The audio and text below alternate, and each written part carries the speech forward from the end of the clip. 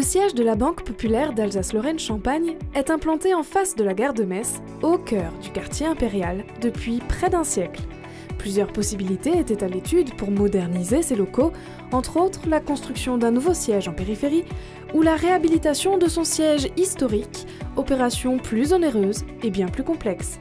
C'est ce dernier projet ambitieux qui a été retenu. En 2008, nous manquions de place. Nous avions déjà 6 sites différents. Donc la motivation initiale, l'idée initiale, c'était plutôt de rassembler. Donc le premier temps fort était l'achat du Globe. 4000 m² qui nous permettait, grâce à cet immeuble qui était transverse depuis De Gaulle et puis Charlemagne, d'avoir un ensemble plus cohérent, communiquant, mais aussi avec toute la transparence que nous souhaitions. Ça permettait bien sûr de rassembler aussi les 600 collaborateurs.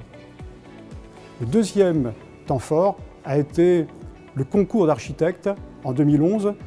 Le troisième temps fort, ça a tout simplement été l'achat du Métropole qui nous a permis de pouvoir réunir non plus 600 personnes mais 700 personnes, c'est-à-dire le centre d'appel également pouvait compléter l'ensemble du dispositif.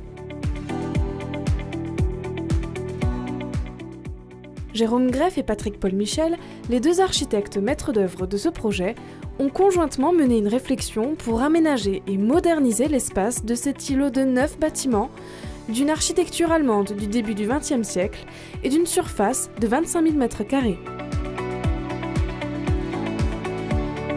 Pour nous, en tant qu'architectes, c'était cette dualité qu'on a souhaité mettre en œuvre en ce qui concerne le patrimoine et le contemporain. C'est surtout sur ça qu'on a essayé de travailler de manière importante. Nous, comme objectif, nous étions fixés l'optimisation des surfaces, bien entendu. Du coup, notre projet, en tout cas notre concept, était plutôt de centraliser, on va dire, l'ensemble des circulations par le biais de la création d'un patio général et des coursifs périphériques qui permettaient d'organiser l'ensemble des différents services. Cette réhabilitation, qui fait partie des plus imposantes au niveau des ouvrages fonctionnels et du tertiaire, est menée par l'entreprise de Mathieu Barre, entreprise reconnue pour son savoir-faire et sa maîtrise technique dans le secteur de la construction.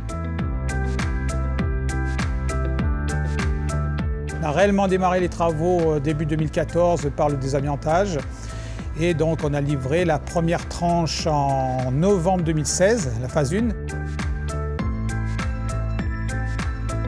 La phase 2, plus 2 modifiée et 2 étendue, devant être livrée en fin d'année. Donc les grandes étapes du projet, ça a été donc de monter déjà la grue à Tours sur le projet qui se situe en plein rue Charlemagne. Après, il y a eu toute la phase de démolition lourde avec la coactivité avec les autres entreprises, notamment l'entreprise de Micropieux, le montage des bâtiments en structure métallique et le montage du gros œuvre en parallèle.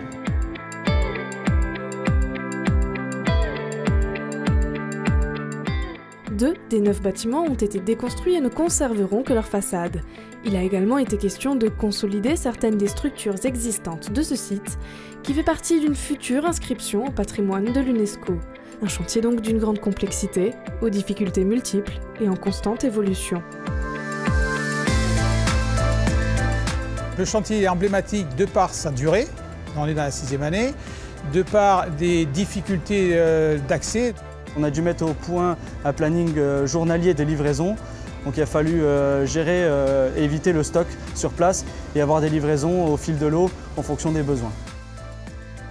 Emblématique également par tout ce qui est méthode de reprise des façades, ainsi que toutes les technicités à employer pour les reprises en sous-œuvre au niveau des fondations, puisqu'on a fait plusieurs méthodes.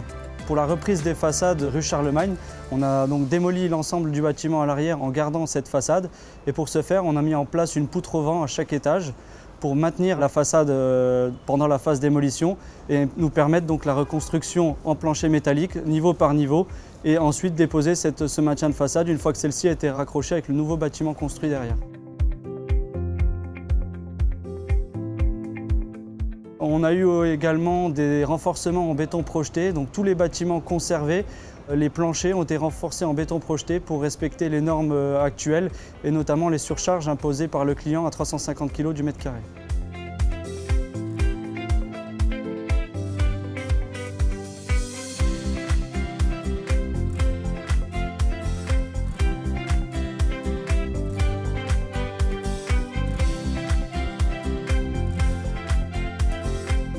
À terme, ce nouvel ensemble moderne et épuré se veut également être un espace collectif multi-usage, un lieu d'échange et de rencontre, où la culture pourra profiter à tous et même susceptible d'accueillir des événements extérieurs. C'est un espace d'échange, c'est un espace où il peut se passer plein de choses. La BPLC d'ailleurs en fait des expositions. Réhabiliter 10 bâtiments centenaires, c'est aussi réorganiser les espaces. Ces espaces qui étaient autrefois disparates sont maintenant cohérents, ce qui permet bien sûr à tout le monde de pouvoir circuler librement et de profiter de l'ensemble des prestations qui existent ici. Il y donner une part importante à l'aspect culturel. On peut aussi recevoir notamment des conférenciers, mais aussi des écrivains, des peintres, des musiciens. Donc nous sommes bien entendu ouverts à ce type d'activité et aussi ces manifestations culturelles. Malgré la complexité du chantier, on relève toujours les défis comme d'habitude chez les Mathieu Hébard.